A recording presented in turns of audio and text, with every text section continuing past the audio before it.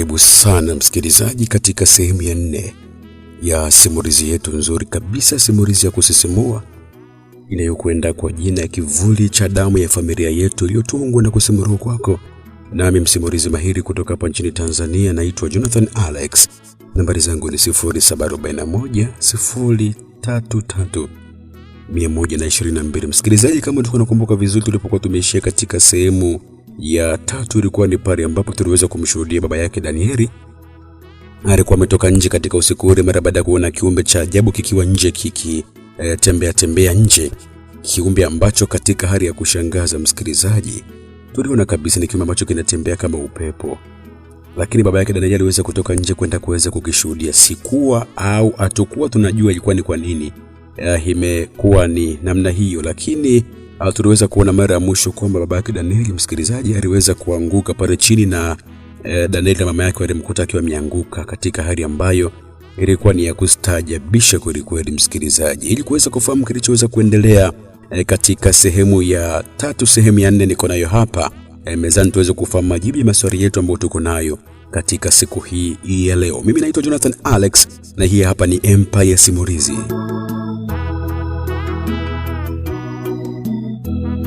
Usiku ule msikilizaji uligeuka kuwa mwanzo wa maumivu ambayo sikuwahi kuyafikiria kabisa katika familia yetu kama ingeweza kuyabeba. Mara baada ya kusema yale maneno, nilimuona yule mzee akiwa pale nje, lakini mara baada hapo kulitanda ukimya mzito, ukimya ambao hata upepo ulionekana kabisa ulikuwa unaogopa kuweza kupita. Mama alikuwa amesimama pale nje akiwa amemshika baba mkono wake kwa nguvu sana.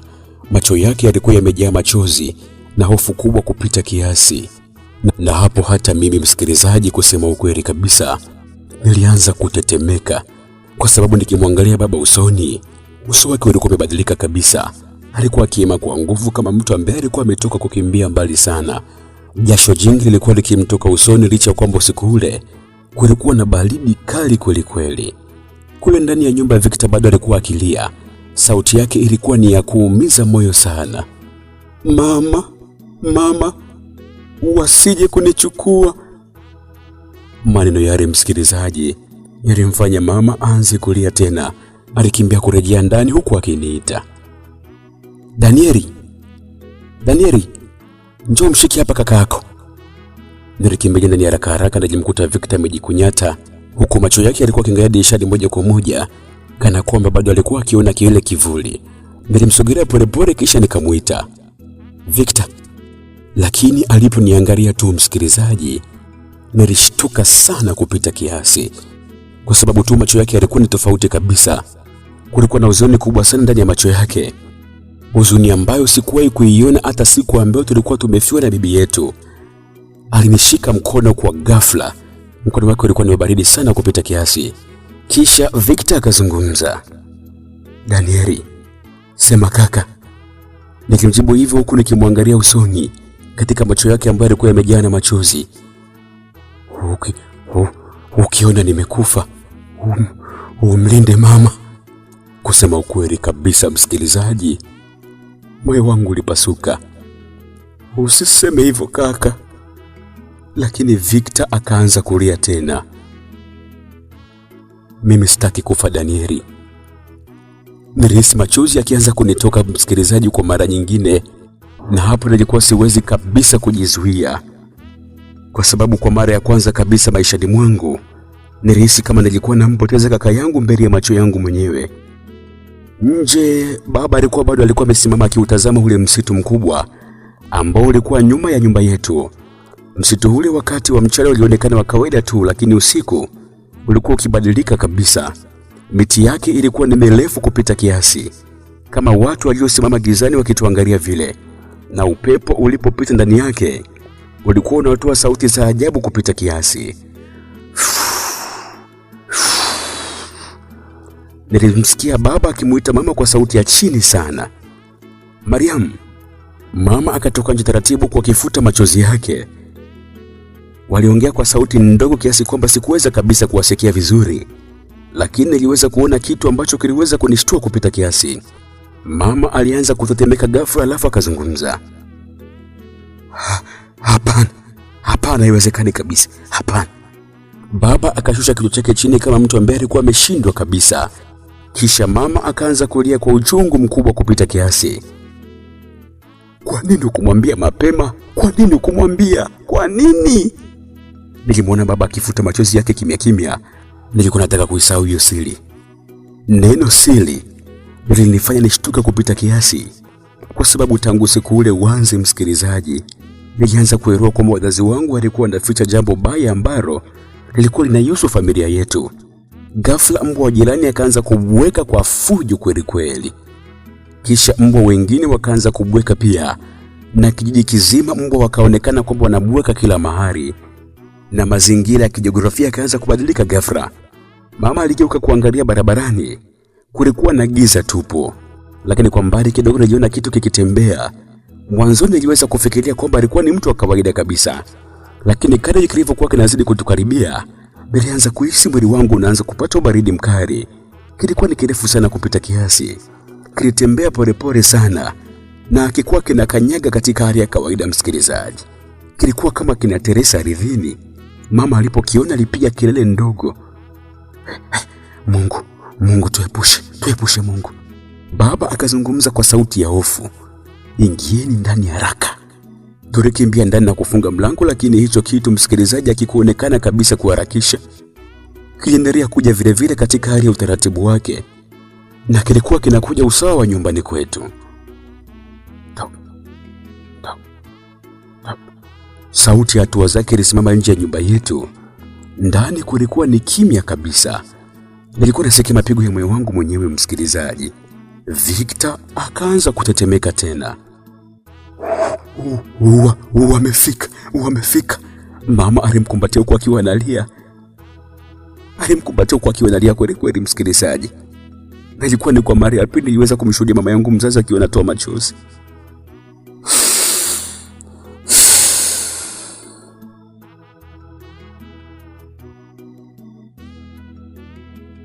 Kama nilivyokuambia msikilizaji, kwamba ilikuwa ni adimu kabisa kumshuhudia mama yangu mzazi akiwa analia.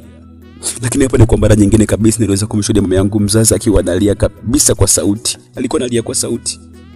Ghafla tulisikia sauti nje ya nyumba yetu. Ilikuwa sauti ya yule mzee. Sauti ilikuwa ni nzito ya kutisha. Juma. Ilikuwa inamuita baba yangu. Baba alishtuka sana mpaka nikamwona miguu yake ikiwa inakosa nguvu kabisa. Sauti ile ikaendelea tena kumuita. Uliniahidi Juma. Mama akaanza kulia kwa nguvu. Hapana kabisa, hapana.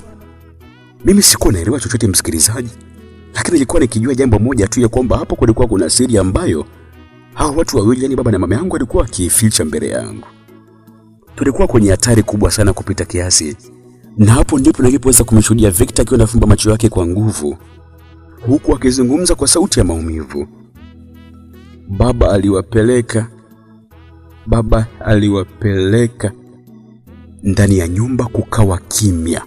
Mama akamwangalia Victor kwa mshtuko mkubwa. Victor. Lakini walitaka damu. Victor alikuwa kama asikii kabisa. Aliendelea kuzungumza tu usingizini. Walitaka damu. Nilimwona baba akianza kulia ghafla. Machozi yalikuwa yanamtoka kimya kimya. Na hapo ndipo niliweza kuona baba yangu mzazi kwa mara ya kwanza akiwa dhaifu kabisa. Msikilizaji, kumbuka mzee wangu alikuwa ni mtu mgumu kupita kiasi. Lakini hapo alikaa chini polepole huku akiwa anazungumza.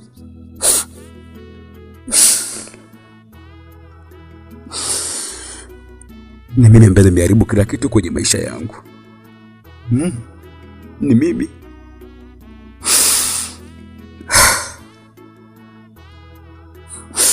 Mama aliposikia hivyo, akaanza kupiga kifua kwa maumivu. Kwa nini Juma? Kwa nini ulifanya hivyo? Nilikuwa nachanganyikiwa, msikilizaji. Nini ambacho kinaendelea hapa baba? Lakini baba alikuwa anijibu kabisa swali langu hilo, msikilizaji. Aliendelea tu kutazama chini kama mtu ambaye alikuwa kabeba mzigo mkubwa sana moyoni mwake kwa miaka mingi. Nje sauti ile ya mzee ilikuwa inacheka, na hakikuwa ni kicheko cha kawaida kabisa. Kilikuwa ni kicheko kizito kupita maelezo, na kilikuwa ni kicheko cha kutisha. kama mtu aliyekuwa anafurahia mateso yetu tu.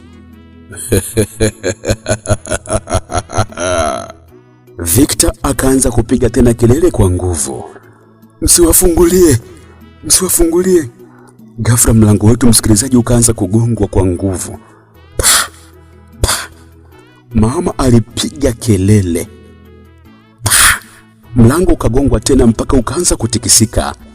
Nilijificha nyuma ya mama yangu, huku mwili wangu wote ukitetemeka, msikilizaji. Na hapo ndipo nilipoweza kumshuhudia baba yangu mzazi, msikilizaji, akianza kusimama polepole, kisha akamwangalia mama yangu, alafu akazungumza maneno ambayo, msikilizaji, sitakuja kuyasahau kabisa kabisa katika maisha yangu yote. Leo siri yote lazima ijulikane. Leo siri yote lazima ijulikane. Mama akaanza kulia zaidi. Baba akavuta pumzi ndefu sana, kisha akatuangalia mimi na Victor. Mna haki ya kujua kwa nini laana hii inatufuatilia. Mna haki kabisa, mna haki kabisa.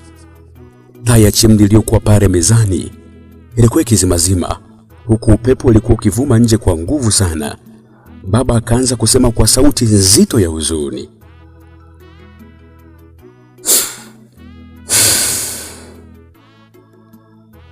Miaka mingi iliyopita kabla mjazaliwa, maisha yetu yalikuwa tofauti sana kupita kiasi. Baba alianza kusimulia, huku macho yake yakitazama mbali, kana kwamba baba alikuwa akirejea nyuma katika eneo la kumbukumbu zake ambazo zilikuwa zikimuumiza moyo wake kila siku. Na kisha akaendelea kuzungumza. Kabla mjazaliwa, tulikuwa masikini sana, tena kuliko ambavyo mlikuwa mkitukuta mwanangu. Tulikuwa ni masikini sana kupita kiasi. Kulikuwa kuna siku tulikuwa tukilala njaa bila chakula kabisa siku 2 mfululizo. Nilikuwa nafanya kazi ya kubeba magunia sokoni, lakini pesa zilikuwa zikutosha kabisa. Mama yenu alikuwa anaumwa mara kwa mara, na kipindi hicho tayari alikuwa na mimba ya Victor. Mama alianza kulia taratibu, huku akifunika uso wake kwa kanga. Kisha baba akaendelea kuzungumza. Siku moja nilikutana na mzee mmoja njiani usiku. Nilihisi mwili wangu ukisisimka, msikilizaji. Na kisha nikamsikiliza baba akiendelea kuzungumza. Alikuwa amevaa joho jeusi na alikuwa akitembea na fimbo ndefu sana. Aliniita kwa jina langu hata kabla mimi sijamwambia mimi nilikuwa naitwa nani. Baba akameza mate kwa shida. Kisha kazungumza. Aliniambia, Juma, unateseka sana. Nataka nikusaidie. Mama akaanza kutikisa kichwa huku akiwa analia kabisa, msikilizaji. Baba akaendelea kuzungumza kwa sauti ya huzuni.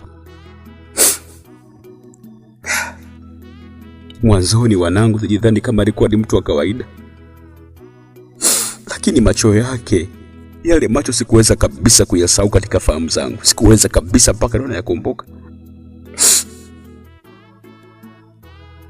Yalikuwa ni macho meusi sana kupita kiasi. Yaani hayakuwa ni ya binadamu wa kawaida. Victor akaanza kutetemeka kitandani. Kisha baba akaendelea kuzungumza.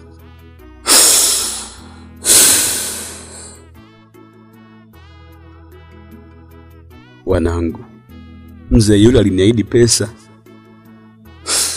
Aliniahidi maisha mazuri sana.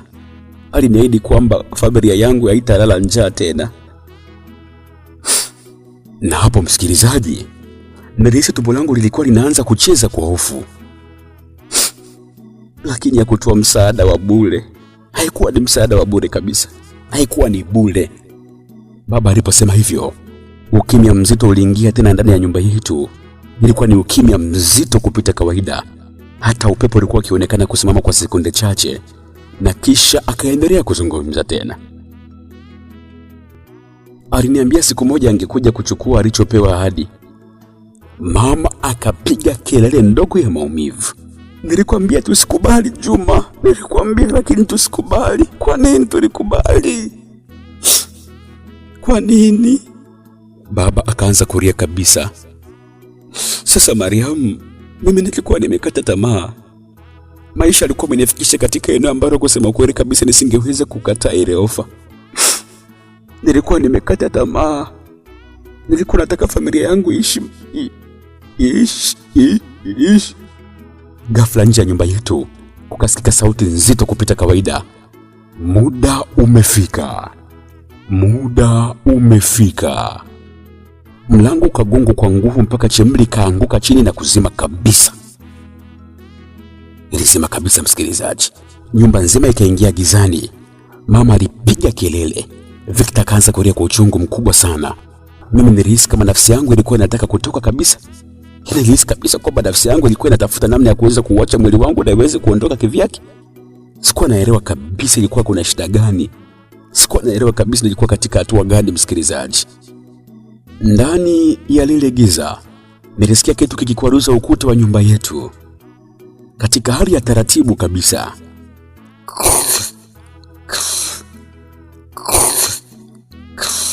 Baba akaanza kusali kwa sauti ya kutetemeka. Mungu tusaidie. Tusaidie Mungu. Lakini ghafla Victor akapiga kelele kubwa sana kupita kiasi. Na mpaka kifuani mwangu msikilizaji, nikawa nausikia moyo wangu ukiruka kabisa. Ameingia! Ameingia! Na hapo nilisikia kitu kikitembea ndani ya nyumba yetu katika hali ile ile.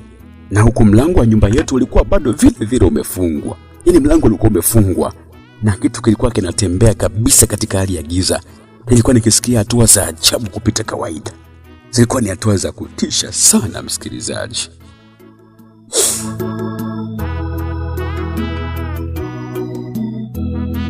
Naam msikilizaji, huu ndio mwisho wa sehemu ya 4 ya simulizi yetu ya Kivuli cha Damu ya Familia Yetu, ambayo imetungwa na kusimuliwa kwako na mimi Jonathan Alex. Nambari zangu ni 0741 033 msikilizaji. Nini ambacho kiliweza kuendelea baada ya hapa? Majibu ya maswali yetu msikilizaji nipo nayo katika sehemu ya 5, ambayo hiyo itakuwa ni sehemu ya mwisho kabisa ya simulizi yetu ya Kivuli cha Damu ya Familia Yetu. Usikose sehemu ya 5 tuweze kufahamu nini ambacho kiliendelea hapa ndani katika hali ile ile ya giza ambayo ilikuwa limetanda katika nyumba nzima. Tuweze kufahamu nini ambacho kiliendelea na nini ambacho kiliwakuta wanafamilia hawa. Mimi naitwa Alex.